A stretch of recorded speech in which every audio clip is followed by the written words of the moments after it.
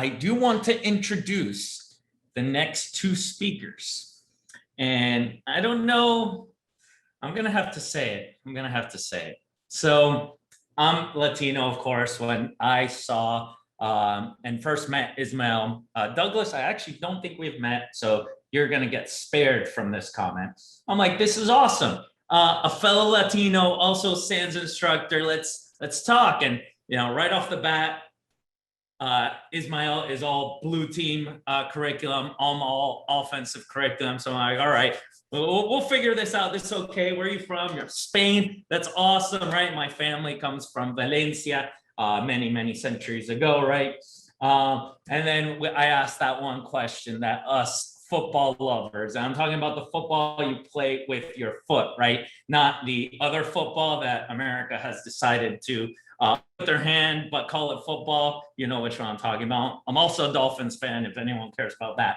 But I said, you know what? Like this will definitely get us on the same page. Ismael, what is your favorite team? And of course, he says the worst team possible. I'm just kidding. It's not the worst team possible. Yesterday, there was actually a mention of Lionel Messi. So Ismael is very much a Barcelona fan. I was gonna make more fun of them today, but decided not to, especially because you all have to wrap up this conference. And Eric and I have done a really good job so far at keeping it, on time and going well. And we're giving you a lot of power right now. Not only that, you will also be controlling your own slides and actually sharing your screen, which we haven't allowed either. So with that said, Ismael, Valenzuela, and Douglas McKee are SANS instructors. They focus more on the blue team side, but they have a really cool presentation. I had a chance to check this one out before. It's called Think Red, Act Blue, and Evaluating the Security Cost of New Technology. They both work at McAfee, and don't worry, it's not going to be a vendor talk. We made them swear. So with that, and enough rambling, Visca Barça, Ismael. I can't believe I just said that to you. But please wrap it up for us here and drive this plane home. Thanks so much, Jorge, and it's a pleasure to be with you here today, with all of you. And as you can see, I just dedicated this template to you, right? You can see the colors, and you can see the scarf right on my back as well, all dedicated for you. So thank you, Jorge. And but yeah, no, it's about. You might be thinking, what does this have to do with purple teaming, right? Well, think red, act blue. That's what we're going to be talking about. And as Jorge has mentioned, I'm a senior science instructor. I've been doing, I like to say I'm purple, right? I've been doing blue things and blue teaming and red teaming for many years, for about 20 years. Interestingly, my career started actually as, we called it penetration testing back then. But eventually, over time, I started to become more interested in incident response, in digital forensics, and I've been doing a lot of SOC or blue teaming related things for the last few years. And I think my buddy, Doug McKee, has actually started the other way around, right? Doug, didn't you start as a blue teamer going into red teaming? Yeah, so I did start the other way around. Did quite a bit of blue teaming in the beginning, but I would say for the last 8 to 10 years, it's been all red team for me. So exactly. But, so if anything goes wrong, it's your fault. It's always the hacker's fault, well, right? I did notice that they gave screen control to the blue teamer and not the red teamer. So I figured there was a little stereotyping going on there. But all right, so. Yeah, follow us on Twitter. We're going to share some of, a lot of the information that we have been working on over the last few months, but it's a ton more, and that we're sharing on Twitter there. And we're going to share more with you, hopefully, in a course pretty soon. So getting started right away. By the way, we're not going to say anything about MITRE ATT&CK. We love MITRE ATT&CK, but maybe this is not maybe this is the only talk where we're not going to mention MITRE ATT&CK. I love you guys anyways. But what is this talk about? This is about product security assessment, right? So what are product security assessments about, Doug? Well, in the larger scope of things, we really want to focus on what it means to evaluate a product, whether it's hardware or software, when you bring it onto your network or deciding whether you want to bring it on your network or install it inside of your organization. And at a super high overview level, we've kind of looked at it as it's like understanding the system and identifying any potential risks that you might have. I think it's important to identify what it's not beside and along with what it is. So we're not talking about a full end-to-end product assurance process, right? We're not talking about making some checkbox compliance or going for any type of certification. We're not talking about a penetration test or red team event that we hear about today. We're really talking about the idea of looking at something specifically with the mindset of what is your organization going to do with it, and how does that affect the security for your organization? What threats might it bring into your organization, and then like what's the impact if it was breached, and kind of doing an evaluation for that perspective. And we don't have time to go through all of that today, but we're going to look at one small aspect of it, which we think is particularly important when doing a product security assessment, and that's proprietary protocols. So proprietary protocols come with some of these applications or devices that you're putting on your network. They're commonly vendor-specific protocols. They don't have an RFC. There's not something you can Google to find out, or a Wireshark filter to look at, what this traffic looks like. And because of that, this is one of the big unknowns that you could be bringing into your network. And so it's super important to review when looking at product security assessments. So again, we don't have all the time in the world to go through all of this today, but we're going to give you a small sample of some of our philosophy when it comes at looking at these protocols. So Ismael, from a blue team perspective, what are some things that we've done in the past to look at these? When I was looking at this from a purple teaming perspective, my first thought was using some of the tools that we use and that have been mentioned across these summits as well. Like, for example, if I would be doing this at scale with many thousand systems, I would probably start looking at obtaining telemetry from the systems, looking at the packets, maybe sending this data to an Elastic Stack using Zeek. But since we were looking at a specific product, and this is the scope of this talk, right? Looking at a specific product and how it behaves specifically on the network for this section, I was looking at, could we use something a bit more efficient, right, for data exploration? And that's where I started to look into Jupyter Notebooks, just because, hey, it's cool, right? So why not? Data science is cool. And the cool thing about pandas, in particular, pandas data frames, is that they allow you to put all this data in memory, assuming that it's a small data, limited amount of data. As long as it fits within the computer's memory on a single machine, you can use these pandas, which is just a third-party package for Python language. And you can install all of these with Anaconda, it's called. It's a distribution that includes all the packages that you need, including a Jupyter Notebook. And what we're going to be using the Jupyter Notebook for is just to, put this Python code in there using these Panda data frames. So think about this as essentially a matrix where you put all the data into, and then we do some basic exploration. And we're going to be doing also some visualizations that are going to be very helpful for us.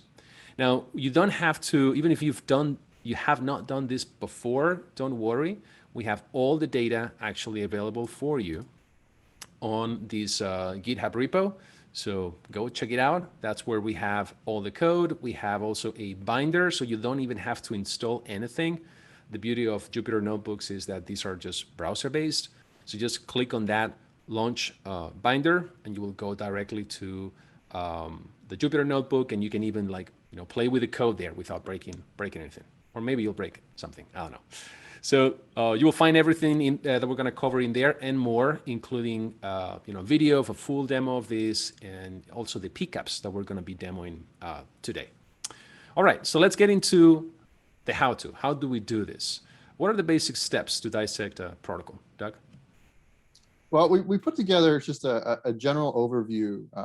What's difficult about a concept like this is it can be very specific to what you're looking at. So we put together kind of a standard outline of overview concepts to look at. And today we're going to look at two, maybe two and a half. We're going to look at the first two on the list, and then we're going to add some documentation there at the end. So let's go ahead and look at simplifying the scope. So what does it mean to simplify the scope? And if you go to the next slide, this is constantly what we're challenged with, both red team and blue teamers, purple team, is how do we ingest a large amount of data and understand it, right? I always get the questions from junior researchers like, where do I start? And so simplifying the scope is trying to answer that question of where do I start? So full disclosure, the PCAP that we're going to be looking at a little bit today in the protocol is completely fictitious. We made it up for this exercise, but what it does is it encompasses a lot of the traits that we've seen in proprietary protocols over the years to kind of give some good examples. So imagine that this is what you're looking at. Wireshark doesn't identify anything specific for you. What can we pull away? Well, believe it or not, we can make some really general high-level observations to start narrowing down what we want to look at. So just looking at this PCAP, some are more obvious than others. So we can see that we have TCP and UDP traffic, right? And that's within the same conversation. So that's an interesting note to take away. We've got a non-standard port number, which is pretty standard for proprietary protocols. They're not going to use the same thing as like HTTP or FTP. And we can see that the majority of the traffic flow is from 140 to 135 as we take a look at the push packets, right? And so that's likely speaking, what's happening is 135 is opening up a port, so it's filling the role of a server, and 140 is filling the role of a client. And the other thing we can notice that's a little less obvious is that there is an even space between each of the UDP packets inside of this conversation. So we've got TCP and UDP traffic, and the UDP packets are spaced out evenly. Unfortunately, we're not gonna have a lot of time to dive into that today, but it is something I want you to take note of, and it is a common trait of proprietary protocols. So besides looking at the matrix, Ismael, what is an easy way to kind of discern some of this beginner data here? Well, I get it, right? You're trying to show off here, Doug. It's like, when you've done this enough, you can see the matrix, right? Just see the packets, you feel the packets, and you see what's going on there. But not everybody can see that. So especially if you're looking at something you haven't seen before.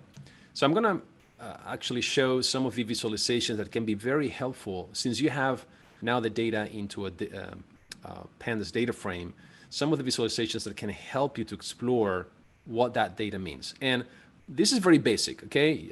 This is, first of all, we're not gonna show you the entire code. It's on the GitHub repo, right? You don't want us to do that on a slide. But go there, check it out. The first thing we do is to get the packets, the PCAPs, into the Panda data frame, and we use Scapy, right? Just many of you might be familiar with Scapy, just network programming libraries, so you can analyze, read the packets, and do something, send packets or mangle those packets. We use this to put into the Pandas data frame, and now we visualize the data. These visualizations you can also obtain with Wireshark, right? So we could have done this. But having the data in this format is going to be very useful for what we're going to be doing later. So essentially, you see the protocol distribution, some UDP, a lot of TCP, right? Protocol 17 versus protocol 6. We see the destination ports on the right-hand side. We see the addresses that send most of the payload, and we can see that 7140 is the one sending most of this traffic, and 135 receiving most of this traffic. So some basic analysis. And even though I told you I would not show you all of the code, just a little bit of the code to show how easy it is to do this, right? And by all means, just copy these examples and use them. That's what we all do, right? And as you can see, we just group by protocol, by specific field, source. Remember, all of these is just like a matrix, like data frame, where you have all the data in columns and rows, and then you just do the visualizations in this particular format. Now, so we know that we have TCP and UDP in here, but let's have a closer look at this traffic. What else can you find in there, Doug?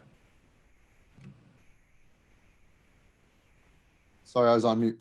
So again, I'm going to go back and use Wireshark, right? And just kind of show that what you can pull out by just doing some really basic stuff in Wireshark. So if we want to look at just the TCP traffic, and we put on some basic filters to do that, we're going to look at only the push packets in TCP. In case you're not aware, the reason for that is the push packets are what contains the data or the payloads. There's a lot of redundant TCP traffic to use for reliability purposes, but where the data actually lies is the push packet. So if we're looking at the push packet, I want to draw your attention to two main things. One is the length. Now, before I go too much further, again, I'm talking in high level concepts. So what I'm suggesting isn't necessarily always true. And I'm not saying it's always going to be the case. Just trying to remember, we're simplifying that scope, how to break things down to give you a place to know where to start. So a lot of times when you see different lengths or just a couple different lengths of proprietary protocol in a traffic like you have here, you've got 3 different lengths in the TCP traffic. We can look at them as 3 different types of packets. And instead of looking at every single packet that has 178 length, which could be hundreds or thousands in a PCAP, we're just going to pull out one for now. We're also going to pull out one of the 79 and one of the 81. And we're going to focus on those packets. The other thing I'll draw your attention to is that all the traffic's going one direction except for one packet, and that's 135 to 140. And it's a different length than the one above it. A lot of times that is an indication of some type of negotiation or some type of call and response. So we'll keep that in mind for now. So we looked at TCP. Now remember, there was UDP traffic in this conversation as well. So again, just going to put a UDP filter on to help filter out some of the noise. We're going to look for the same concepts. So looking at length, these are all the same length. So just for now, I'm going to assume that these are all the same type or same formatted packet. So I'm only going to worry about one of these for now. So I've got 3 of the TCP that are potentially different and 1 of the UDP. And then I'm also noticing here, again, most of the conversation is one-sided, except for one packet going the other direction, which in the holistic review of this protocol would be interesting to note for later review. Also, I've got a port number for the UDP that is the same for the source and the destination port, which also could come into play with that. There's no negotiation going on with inside the UDP traffic for the port number. It's likely a hard-coded port, which again can come in later for deeper analysis into the protocol. So again, we haven't gotten super deep yet, Ismael, but is there a way that we can make any additional observations using some visualizations? Well, very easy. Since we have all the data in the data frame with just one single line, like this one, I can just get statistics of each of these different protocols. Just as you showed, all the UDP traffic, right? Protocol 17 is 64 bytes, which, by the way, I think you showed 78 bytes. Is there something wrong there? Yeah, you're definitely wrong because I'm not wrong. Well, we're both right because as every SAN students know, Wireshark is actually counting the full packet, including the Ethernet frame header, which is actually 14 bytes. And here we're looking at the total payload length without the Ethernet frame header. So 64 plus 14, Ethernet frame header, you have the 78. So we're both right. And you can see also for TCP protocol 6, you have actually a wider distribution. So let's visualize this. And well, visualizing 64 across the board is not very interesting, but if we visualize the TCP payload length, we can see that 164 is the one that repeats the most. But look at this visualization down here, because this is when it starts to become interesting. When you have all the data in this data frame, you can start representing this across a timeline. And like anything else, in security, in investigations, timelines are very important. Now, just by looking at this, what is that telling you? To me, that looks like some sort of a heartbeat, doesn't it? And these type of visualizations are great for this analysis. If you plot the data in this way, all the data that we provide you, you're going to find a ton more. There's more inside the Jupyter notebooks that we don't have time to show you today, but it's definitely there. All right, so we're starting to narrow this down, but I suspect there is more that we can tell about these 4 different type of packets. Where can we go from here, Doug? Absolutely. Well, I'm going to go back to my bytes, old-fashioned way. Just again, trying to show some of the things you can do very basically. And what we're going to do is we're going to take the 4 different packet types, again, kind of in air quotes here, that we've coined of different sizes. We're going to sort them by length. And then we're going to start to do a byte by byte comparison of those 4 sorted by length. Now, why is it important that we're sorting them by length? And why are we going to start with the shortest one?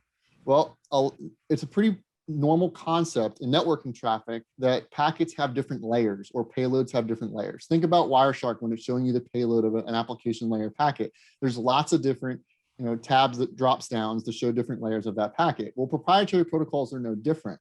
So by starting with the smallest packet and trying to understand that one, there's a good chance that when we get to the larger ones, there's a lot of stuff that we'll already understand that'll help us analyze the larger packets. So in the very beginning, we're going to start looking for commonalities and do some byte analysis. It's pretty quickly that jumps out that the first 4 bytes in these packets are basically the same, right? Then we have 2 bytes that when we order them by length, it's an incrementing value for the next 2 bytes. And then lastly, again, anchoring in that shortest level packet, we have, I think it's about 7 bytes there, if I can read that correctly. We have about 7 bytes that it repeats in the second and third, but is not in the fourth, and the position is changing in the second and third. It's not always in the same position. So this is interesting information. But before we talk about what to do with that information, for those that don't want to look at bytes, Ismael, is there another way to look at this data? I don't know if, for those that don't want to look at bytes, but let's say that we have another way of exploring this data, right? And this is where, once again, having the data in this format, so you can manipulate it with code, it's going to be very, very interesting. Once again, we're looking at the payload, right, of these packets. We don't know what these payloads are, but one way that we could start like figuring out what it's in there is to see if there's a pattern, something that repeats. Doug showed that visually, but with code, I could also start grouping bytes in groups of n bytes, for example, 2 bytes, 3 bytes, 4 bytes, and see which one repeats the most. So for example, here I'm grouping in groups of 4 bytes, and I'm representing the top 20 occurrences, sorted by the most common. And well, I don't know if there's any, packet ninjas here attending this, but I can see there is one group of 4 bytes that repeats a lot. I don't know what it is yet, or maybe I know, but that will kill me if I say what it is. Don't be stealing my thunder now. But what is this, right? Is there a way to actually figure out what this is? Because that looks important to me. Yeah, absolutely. So we want to make sure that things that are important, that have big bars in the bar graph, so we figure out what those are. And so it's actually all we're gonna have time for is one of these basic, what I call the 4 concepts of looking at unknown traffic, and one is embedded networking for proprietary protocols. So if we look at the payload again for that first packet or first packet type that we're calling, a lot of times it's extremely common in proprietary protocols to embed networking information in the payload. That seems silly. Why would they do that if it's already up in the higher layers? Well, because most of the time, these applications that are ingesting these protocols, they don't have access to the networking layers. It's been taken away from them by either the OS or some other part of the application. And so if they want to be able to do any kind of analysis or pivoting based on that, they also stuff it in the application layer. So a simple thing to do is if you see a repeating value, maybe it's 4 or 2 bytes, a lot of times you got IP addresses, you've got port numbers, MAC addresses, all which may be repeated in the payload. You simply have to look up in Wireshark. It's kind of a neat, easy trick, right? Just because Wireshark will easily identify those values in other layers and just reference to see if those values appear in the payload. I actually run into this so often that I've written a short little Python script to help identify this really, really quick. It's on the GitHub that Ismael was talking about earlier.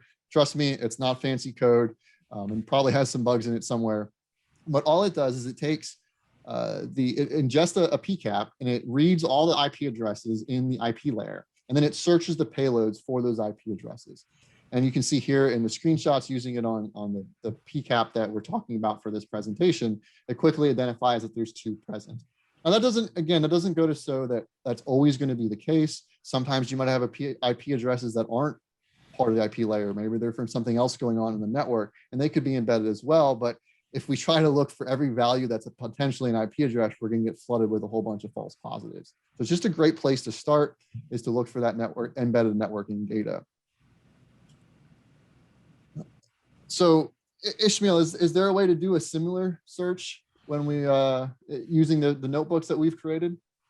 Absolutely. And once again, simple script. In this case, it's all in the Jupyter notebook again. Since we have all the data in that data frame, we can do a couple of nested for loops. Whitson love nested for loops. And we're going to iterate over every single row, or every single column, right? Every single value in that Panda data frame, looking for these IPs. So what we do is we simply iterate over the list of unique IPs and search for these occurrences in that row, in that position. So what we find out is that IP 192.168.7.140 appears at the beginning of the payload, right, position 0, 24 times. And we also see dot 135. So that's a way in which you can programmatically try to figure out what's going on, what's inside of this proprietary protocol, and find out, what's in there. So we have identified we have IPs. What do we do next? Where do we go? We do what everybody loves to do next. We document stuff, right? Isn't that what we love to do as researchers, is documentation? So I always get hammered for this. Nobody likes to document, but when you're looking at something completely new, especially a proprietary protocol, there's a lot to be said to what I like to call documenting in code. And whether you're on the blue side of things or the red side of things, having a programmatic way to look at these packets becomes extremely useful later on. So if we use Scapy, which is something that Ismael mentioned earlier, it's a networking framework for Python, we can actually define different layers. So when I'm going through something like this, I like to define a layer for every type of packet that I think there is. And as I walk through it, try to document by using fields in Scapy to identify what my findings are. And easy, if you can see here, if I'm going through this truthfully, there might be some that I don't know what they are yet. So I simply call them unknown 1 or unknown 2 as I'm working through this. And so, but for now, we figured out that one's an IP address. Let's document that. The other important thing I want to call about when creating a Scapy layer is it's going to force you to do what they call binding layers, which all that really means is attaching it to a previous layer. You have to tell Python or tell Scapy, how do I identify that your layer exists? What in the previous layer can I pivot on or identify on to know that your layer is coming next? That can be tricky sometimes because there's a limited number of things in the previous layers that are unique enough. A lot of times we end up doing this in port numbers. And as you can see here, that's what we're doing in this simple example. But if we were to further analyze this protocol, we'll eventually figure out that that's not going to be good enough. And so one of the advantages you get by using code and documentation is that something that might not become apparent if you weren't trying to run a script and get an error because your script's not working the way you think it is. So I like to document in code in this way. And in doing so, you can read a PCAP in as you go along and have Scapy apply that layer to your PCAP. So this is a really stupid short Python script that just says, hey, every time you see my packet, print it out, right? And if we go to the next screen and see what that looks like, we can see that at the bottom of the screens, we actually now identify that IP address in the payload, and we can identify those other fields that we've defined. And again, this comes back to be extremely useful when we start talking about fuzzing from a red team perspective. We can tell Scapy to fuzz a very specific field. It comes really useful from a blue team's perspective if you want to detect on a certain field going across your network or write parameters for what's normal traffic and what's not. Maybe an attacker's fuzzing the IP address field if you see a non-valid IP address in there. And you can write detections based on that if you have it defined out. So I always find that extremely useful. Well, I think we're actually running short on time already, so we're not going to be able to get into some of the super complicated packets. But what else do you got, Ismael? Anything? I think it's time to wrap up. And if you wonder what alpha has to do with anything that we have mentioned so far, it has nothing to do with it. As the last speaker said, I just like the photo. I just like alpha. So now, in all seriousness, this is a purple teaming summit. What you saw here, it's just one of the applications of the purple teaming philosophy. Right? We call these think red, act blue. Think as an attacker, act as a defender. And this also applies to figuring out whether a particular product that you want to put into your network, into your systems, of software, an application can hurt you, right? And what's the risk of doing so? In this particular talk, we just focus on something very, very specific, which is proprietary protocols. But you're going to hear more from us on how you can do these hands-on product security assessments. The main thing for this is, it's not that much the tool. I think it's a combination of the tools and the skills. Doug and I, we've been in security, for over 40 years or maybe 50 years combined, both of us. And we have repeatedly found that these skills were very useful when analyzing malware, when doing analysis of ICS or OT networks, IoT devices, medical devices, whether it was hunting or it was assessing a product. So we just wanted to share with you some of the the process, the mindset, and also some of the tools, right? I saw a lot of questions or comments on the Slack channel on, hey, what tool did you use? Everything is on the GitHub repo, right? We're going to share the links once again, but you can also follow us on Twitter and see it there. And if you guys enjoy this and want to learn more, let us know. I think we have something like a teaser, right, of what's coming down the road, Doug? Yeah, we're trying to work on demystifying this, right? Make sure it's not as hard as it sounds, right? And so this is just some of the content we're looking to put together for future trainings. We're going to be talking about some of those bigger packets that you see that might be using encryption or other things. How do you figure that out if Wireshark doesn't tell you? We're going to be looking at exactly what does an application do everywhere on your system, what files does it touch, what registry keys does it touch, and how to do some code flow analysis to figure out where's the user input going in this application. Is there any potential memory corruption or bugs that I should be aware of before I put this on my network? So just some screenshots to show what we're thinking about putting in next. Excellent. Well, that's it from us. Back to Eric and Jorge. Thank you very much. That was fantastic. And yeah, I was going to ask the question of what tool did you use? Because when you said, you have to feel the packet, right?